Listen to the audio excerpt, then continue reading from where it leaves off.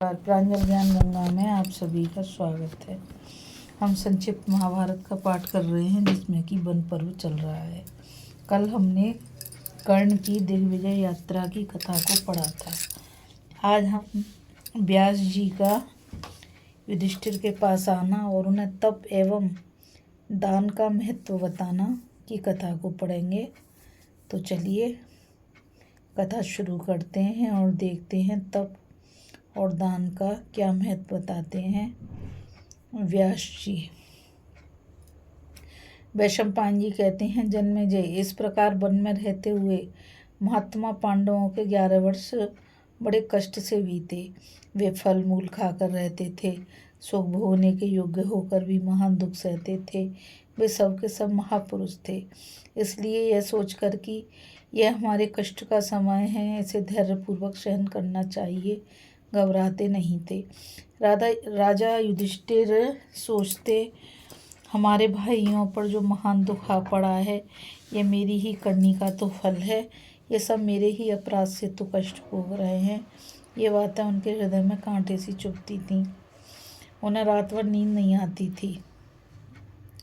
अर्जुन, भीम, नकुल, सहदेव और द्रौपदी भी राजा युधिष्ठिर का मुंह देखकर सारा कष्ट धैर्यपूर्वक सह देते थे। चेहरे पर दुख का भाव नहीं प्रकट होने देते थे। उत्साहयुक्त चेष्टाओं से उनके शरीर का भाव ही बदल गया था। एक समय की बात है, सत्यवती नंदन व्यास जी पांडवों को देखने के लिए वहां आए। उन्हें आते देख युधिष्ठिर आगे बढ़े, सत्कार के साथ उनको लिवा लाए। उन्हें आदरपूर्वक एक आसन पर बिठाया और भक्ति भाव से प्रणाम करके प्रश्न किया। फिर स्वयं भी सेवा के विचार से विनयपूर्वक उनके पास ही बैठ गए। अपने पुत्रों को वनवास के कष्ट से दुर्बल और जंगली फल फूल खाकर जीवन निर्वाह करते देख व्यास जी की आंखों में आंसू भर आए। वे गदगद कंठ से बोले, महाबाहु युधिष्ठिर, सुनो। संसार में तपस्या के बिना, कष्ट उठाए बिना किसी को भी उच्च कोटि का सुख नहीं मिलता। तप से बढ़कर दूसरा कोई साधन नहीं है। तप से ही महत पद ब्रह्म की प्राप्ति होती है। कहाँ तक कहें, तुम थोड़े में इतना ही जान लो कि ऐसी कोई वस्तु नहीं है जो तपस्या से न मिल सके। सत्य, सरलता, क्रोध का अभाव, देवता और अतिथियों को देकर अन्नादि ग्रहण करना, इंद्रियों और मन को वश में रखना, दूसरों के दोष न देखना, किसी जीव की हिंसा न करना, बाहर भीतर की पवित्रता रखना, ये सद्गुण मनुष्य को पवित्र करने वाले हैं। इनसे अभ्युदय और निःश्रेयस की सिद्धि होती है।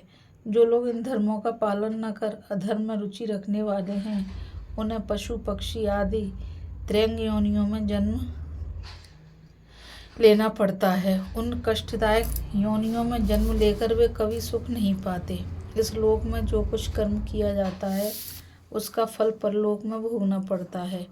इसलिए अपने शरीर को तप और नियमों के पालन में लगाना चाहिए। राजन, समय पर यदि कोई ब्राह्मण या अतिथि आ जाए तो प्रसन्न होकर अपनी शक्ति के अनुसार उसे दान दें। विधिवत पूजा करके उसे प्रणाम करें और मन में कभी मत्सर द्वेष को स्थान न दें। युधिष्ठिर ने पूछा, महामुनि, दान और तपस्या में किसका फल अधिक है और इन दोनों में कौन कठिन है? व्यास जी ने कहा, राजन, दान से बढ़कर कठिन कार्य इस पृथ्वी पर दूसरा कोई नहीं है। लोगों को धन का लोभ विशेष होता है। धन मिलता भी बड़े कष्ट से है। उत्साही मनुष्य धन के लिए अपने प्यारे प्राणों का भी मोह छोड़कर जंगलों में भटकते हैं, समुद्र में गोते लगाते हैं, कोई खेती करते हैं और कोई गोए पालते हैं। कोई लोग तो धन की इच्छा से दूसरों की दासता भी स्वीकार कर लेते हैं।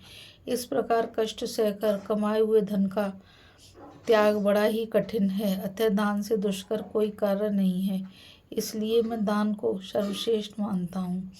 उसमें भी यदि धन न्याय से कमाया गया हो और उत्तम देश काल तथा पात्र का विचार करके उसका दान किया जाए तो इसका और भी अधिक महत्व समझना चाहिए। अन्यायपूर्वक प्राप्त किए हुए धन से जो दान धर्म किया जाता है वह कर्ता की मान भय से रक्षा नहीं करता।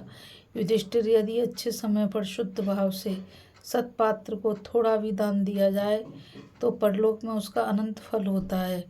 इस विषय में जानकर लोग एक पुराने इतिहास का उदाहरण दिया करते हैं।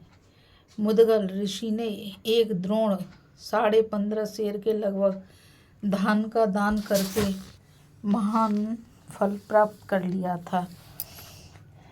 इस कथा में बस इतना ही। अभी हम व्यास जी का युधिष्ठिर के पास आना और उन्हें तप एवं दान का महत्व बताना की कथा को पढ़ रहे थे। आगे की कथा में हम मुदगल ऋषि की कथा को पढ़ेंगे। अब मुझ गीता रावत को आज्ञा दीजिए। कल फिर मिलेंगे एक नई कथा के साथ। और मैं आपसे यही कहना चाहूँगी कि आप सभी इस चैनल को ज़्यादा से ज़्यादा लाइक, शेयर और सब्सक्राइब कीजिए ताकि यह अमूल्य ज्ञान अधिक से अधिक लोगों तक पहुंच सके। राधे राधे। जय श्री कृष्णा। नमस्कार।